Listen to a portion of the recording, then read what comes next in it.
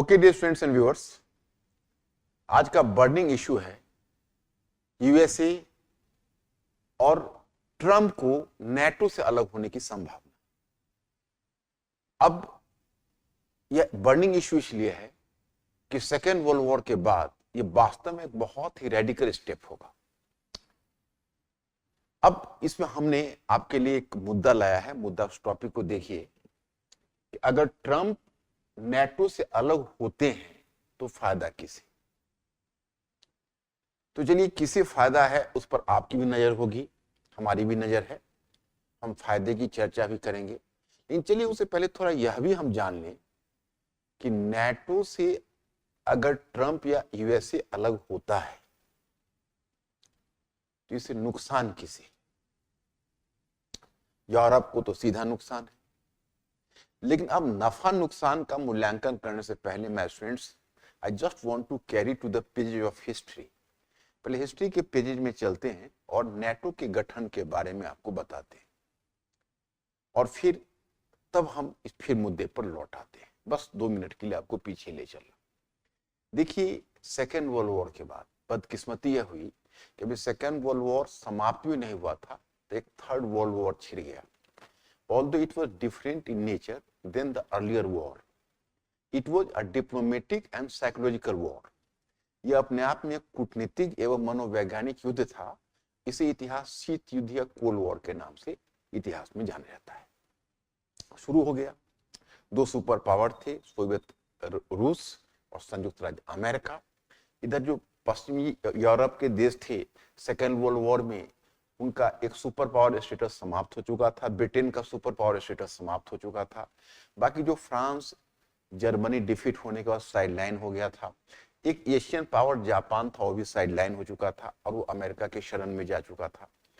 तो वैसी स्थिति में यूरोपीय देश भी अमेरिका के सामने झुक गए और एक तरह से वो यूएसए पर डिपेंड हो गए।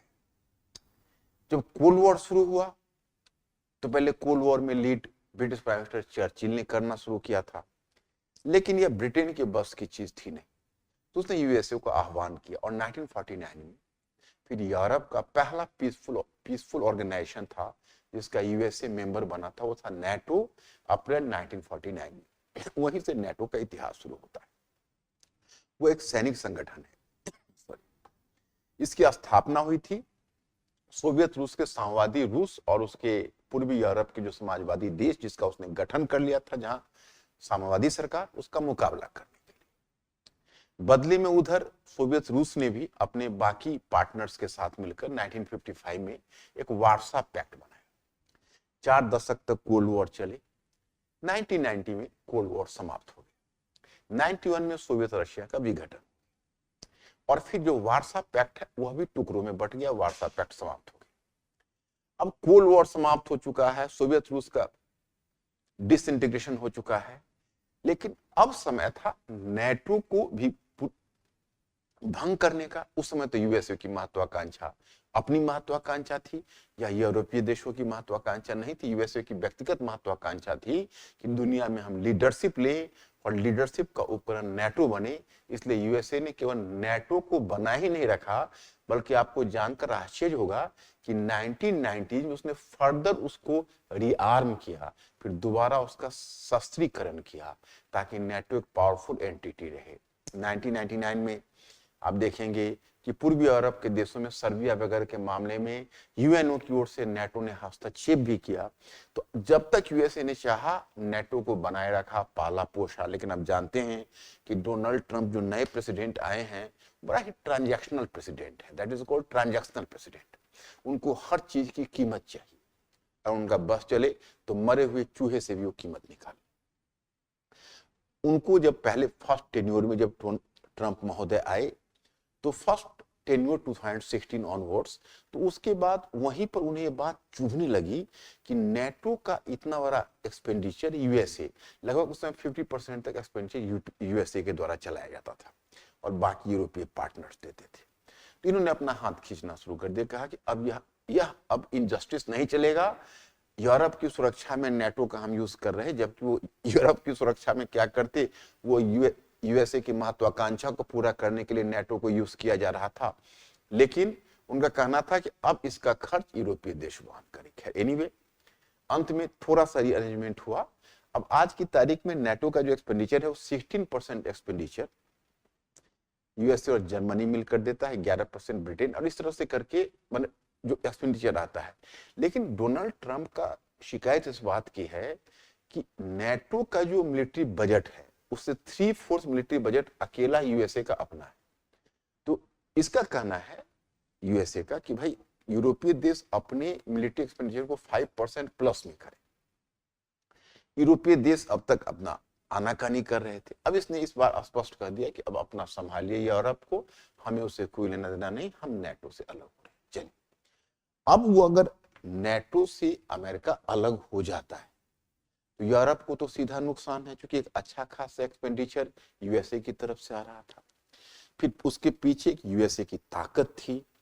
3/4 नेटो का जो एक्सपेंडिचर है उतना एक्सपेंडिचर अकेला यूएसए अपनी डिफेंस के लिए कर रहा था।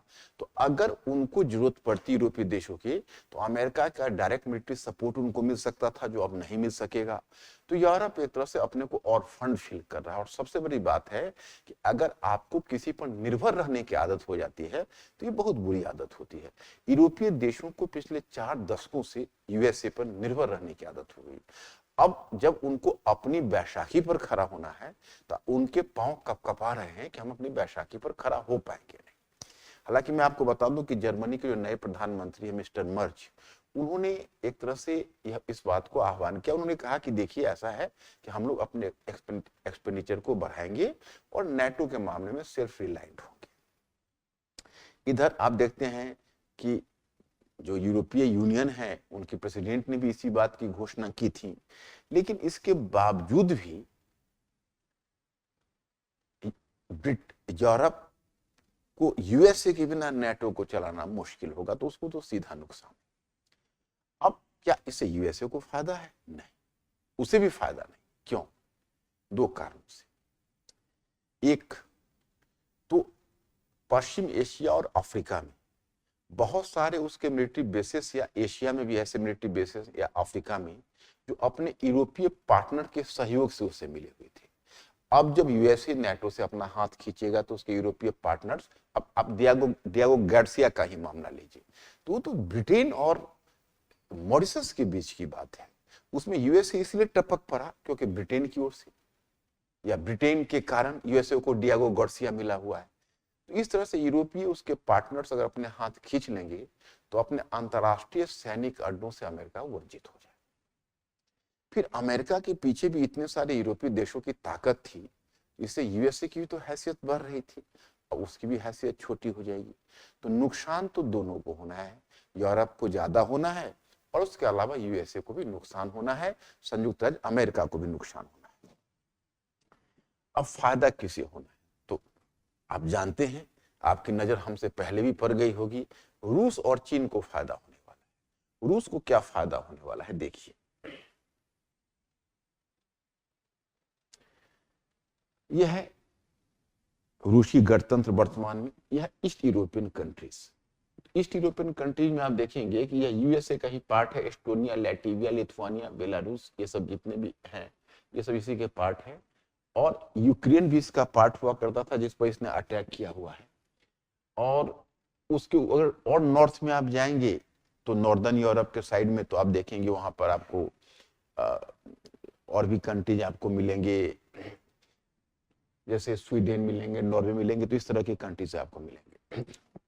तो अब इधर आप आ रहे हैं तो आप देख रहे हैं कि रोमानिया है, पोलैंड है, हंगरी, रोमानिया, बुल्गारिया। अब सवाल ये उठता है कि एक तरह से आप इन देशों को, यानी डोनाल्ड ट्रंप महोदय ईस्ट यूरोपियन कंट्रीज के देशों को मगरमच्छ के मुंह में छोड़ रहे हैं, क्योंकि आप जानते हैं कि इसका सीधा फायदा रूस को मिलेगा और व्लादिमीर पुतिन, जिनकी अभी जाने का कोई आसार हमें नजर नहीं आ रहा, तो वह इन देशों पर अपना वर्चस्व स्थापित करने में सफल हो सकते, क्योंकि अब उन पर कोई बाधा नहीं रहेगी। और अगर यूरोप इनका मुकाबला पश्चिमी यूरोप के देश यूरोपियन यूनियन नहीं कर पाया तो यह अपना वर्चस्व पहले सबसे पहले अपने पूर्व सोवियत के जो देश हैं उस पर करने का प्रयास करेंगे। उसके बाद धीरे धीरे उनका दबदबा पोलैंड वगैरह पर भी बढ़ सकता है। यूक्रेन को तो एक तरह से मगरमच्छ के मुंह में छोड़ दिया गया। दूसरा आप देखेंगे कि रूस को यह फायदा होगा कि जब यूरोपीय यूनियन के देश को अमेरिका छोड़ देंगे और जब वो अपने आप को ऑर्फन्ड मतलब अपने आप को पुअर सा महसूस करेंगे, तो हो सकता है कि वह रूस के साथ अपने संबंधों को सुधारने का प्रयत्न करें और वह भी रूस की तरफ देखने लगे। तो रूस को कुछ नए पार्टनर से मिल सकते हैं। वह पार्टनर्स थोड़ा डर के कारण भी मिल सकते हैं, थोड़ा प्रभाव के कारण भी मिल सकते हैं। तो रूस को यह फायदा होने जा रहा है। और सबसे बड़ी बात है कि जब से वार्सा पैक्ट का विघटन हुआ था तो रूस को यह बात समझ में नहीं आ रही थी कि भाई अब नेटो का रेलिवेंस क्या है, नेटो की प्रासंगिकता क्या है, इसको तो भंग कर दिया जाना चाहिए। लेकिन नेटो खुद अपनी मौत जब मरने लगेगा तो इससे रूस को बहुत फायदा होगा। अब बारी आई चीन की। जब यूरोपीय देशों को अमेरिका छोड़ देगा तो वो चीन के बेल्ट एंड रोड इनिशिएटिव से जोड़ सकते हैं, वो चीन के साथ अपने व्यक्तिगत संबंधों को बढ़ा सकते हैं। तो धीरे धीरे चीन का दबदबा यूरोपीय देश पर बढ़ जाएगा। दूसरा क्या है कि जिस तरीके से नेटो को यूएसए जुदा कर रहा और नेटो के साथ एक तरह से यूएसए का यूरोपीय देशों के साथ जिस तरह से विश्वासघात कर रहा, उस कारण से उसके बाकी अन्य देशों के में अन्य क्षेत्रों में जो उसके पार्टनर्स हैं उनका कॉन्फिडेंस भी यूएसए और ट्रंप पर डगमगा जाएगा। जैसे आप देखिए, अब क्वेड कंट्री को देखिए, इसको कहा जाता है ईस्टर्न नेटो। अब ईस्टर्न नेटो तो आप बोल रहे हो, लेकिन जो देश अपने पुराने नेटो को नहीं हुआ वो नए नेटो का क्या? तो एशिया पैसिफिक क्षेत्र में यूएसए को शायद वो सपोर्ट मिले या ना मिले, उसमें शक है। तो एशिया पैसिफिक जो क्षेत्र है उसमें यूएसए इंडो पैसिफिक जिसको कहते हैं, तो इंडो पैसिफिक क्षेत्र में बार बार यूएसए चाइना को घेरने की कोशिश कर रहा। अब जब उसके बाकी पार्टनर का विश्वास यूएसए पर डगमगाएगा तो इसका सीधा फायदा चीन। तो मैं स्टूडेंट्स इसमें मुझे ज्यादा कुछ नहीं कहना, सिर्फ यह कहना कि अगर कल को आप देखें कि नेटो से ट्रंप अलग होते हैं, तो अगर नेटो से अमेरिका अलग होता है तो इसका फायदा अमेरिका और यूरोप को ना मिलकर चीन और रूस को मिलेगा, लेकिन नुकसान अमेरिका और यूरोप को भुगतना पड़ेगा। तो यही संक्षिप्त लेक्चर के साथ इस मुद्दे को मैं यही समाप्त करता हूं।